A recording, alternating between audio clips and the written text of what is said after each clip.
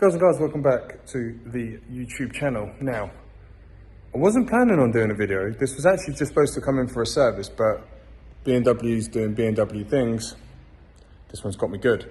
So, customer come to us a while ago, it's actually a family member, come to us with a slight coolant leak. No problem, top the coolant up, but it is due a service and it come in. Again, with the coolant light on, so I thought that's not normal. Once, yes, twice, definitely got an issue. And there was an issue, we just didn't know. It's in for a service, so we've moved, like before we did anything, as I'm reversing it in, heard a little bit of a, and then running water would be the right words, a pipe had snapped. Now, I'm not really too keen or familiar with these engines as of yet, I'll show you which one it is. So I believe it's a B46 or 48, I'm not sure. I'll confirm that later on in the video. So, loud pop, running water, mysterious coolant leak, found it. Now, you've joined me in a point where the car's ready in bits and I've got cameras in positions and stuff like that. What I'd actually found, now this might be different on yours, but I found on this one, the return to expansion tank, this pipe here has indeed snapped. Now, I've got that back on there because I didn't know where the pipe went. Turns out the pipe's routing goes, oh, sorry, you've got to take the ECU control module and all the wiring and get that out of the way, and then you follow this pipe as it goes round, and then you lose it on the back of the engine. The reason why I've got my camera there is so I could find where that went. Now hopefully it follow this pipe here and it's just underneath it. You can see that little hole there, that one there, that is the other end of my pipe. Now I'm thinking I can get my hand around there, I can do something. The answer is no, you cannot, because it is died like a tiger and it's a 90 degree, so it's facing the wrong bloody way. Well, now I've established it's facing the wrong way and we can't get to it because it is one of these with one of these little hooky things on it, clip. We need to find a way of getting to it. Now, being eagle-eyed, I noticed that this pipe here comes round to here, so I thought, I wonder if I can get to it from here. Now, you have a little metal bracket. This goes in there, one Torx bolt here, or sorry, E-bolt there, and two little E-bolts there. Remove this bracket, it's got some wiring attached to it.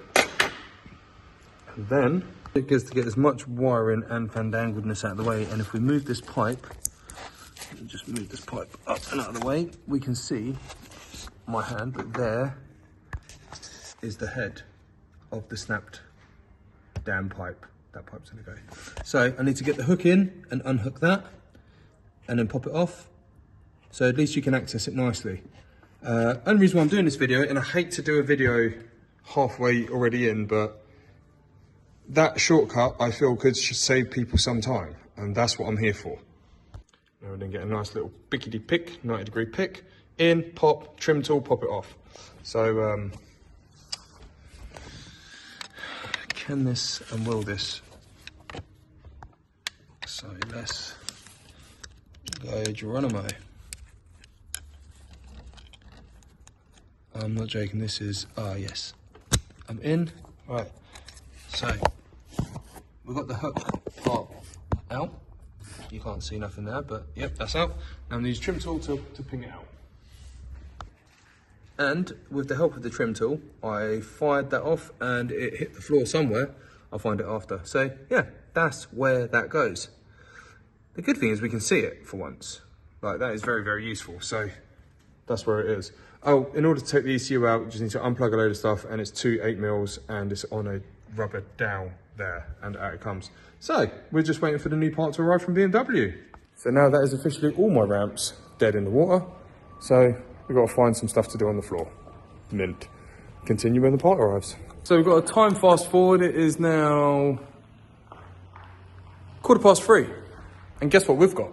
We have got the old one and we've got a new Febi pipe. You can see what's missing. And guess what it is yet?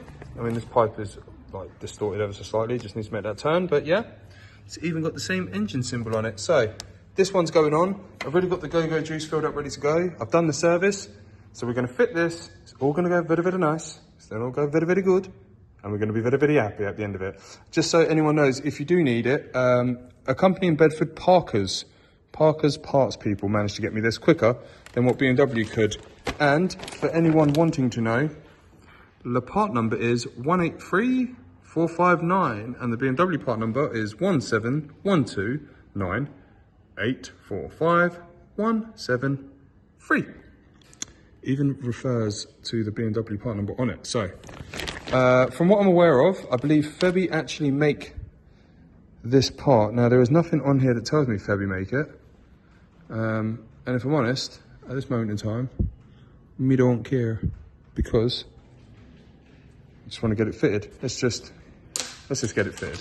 So current position is arm in, around, and hold on. We're gonna see. Ah, there it is. There it is. Right. Need to just push that in and on. This is not as easy as it seems, because it's not easy. So that's what we're aiming to do. So you can see where we're at. With a little bit of light on the situation, so I've managed to, like, you see my hand there. Now, doing this one-handed is not the best thing. I really do need two hands to do this. Can we do it? No, I need to jimmy it from one side to the other. So there we go. That is how that's gonna go. We'll get that in. All right, so that's on. That's all routed in the correct way. That one is indeed on like Donkey Kong. Now, this trim tool is the tool that I've mainly used a lot for. You've got it off, and I got it in through here, and just gave it a little 1-2 with my hand to get it in. Now, I'm really happy about that. We have got it all back to, got the pipe on. Gonna fill it up with some go-go juice, hope for no leaks. Then while that's semi-bleeding, I'm gonna fit the ECU, gonna fit that, gonna fit all of these bits, gonna pour that in. Happy thoughts, people. And what's hilarious is, just got told by the customer that I forgot 2 distant pads on that and told him it was ready to collect. So we are all winning here, people. So now let's fill it up. Let's see where we go. Right, one damp under tray. One thing I will say is, what I didn't actually get to show you is on here, you can see signs of where the coolant has been leaking previously. So if you ever get your car, or get a customer's car up in the air and you see white spots all over the exhaust, it's a sign that it's been leaking. So you're probably going to have the same problem I had. And for the record, I forgot to say this, before you do anything, disconnect the battery. You have to disconnect the battery, because you're removing the ECU. Disconnect the battery first, leave it a few minutes, go and have a coffee, do what you need to do, then take the car apart. Just come down to earth. Time to bleed the coolant while I do another job. So we've got a slow water return, we've got no leaks as it is yet. The annoying thing is, because I've done a service, I've got to wait like half an hour to get up to temperature in order to check the bloody oil level, which is just amazing. Now, put a little bit more coolant in there as well, because I know I'm going to lose some, so let's just top it up and get it up. So she's bleeding up still. I'm going to get it out, because I'm gassing myself out in here. Going to get another one in and start working on that while this is bleeding up, and hopefully things should be moving forward. The annoying thing is, it's been running for a while now, and I'm still can't measure the damn oil. We've got oil coming up, but yeah, can't measure the oil yet. Fantastic. All right, we're finally getting to measure engine oil. The heaters are blowing out hot. Gonna let it run for a little bit more until the fan kicks in, once I know the engine oil level's okay. Run it a little bit more, turn it off, check the coolant level. Hopefully everything is gonna be all right. I'm praying it is. Okay, it's been sat for a while. We've checked the levels a couple of times, we're happy with it. We're gonna get the customers to check it in another couple of days, just in case. So, on this one, if you're experiencing coolant loss, get ready to replace an annoying thing, but at least you know how to do it. So this one is, oh, no, wait, before we do that, let me tell you what engine this is, because I said it was a B48. Hold on. Yeah, just checking your system, it is a B48. So, on the B48 engine, that is how you replace that pipe. So, this one is done. And as always, like and subscribe to the channel. Really do appreciate you. Now I'm gonna get back to doing the brakes in the van.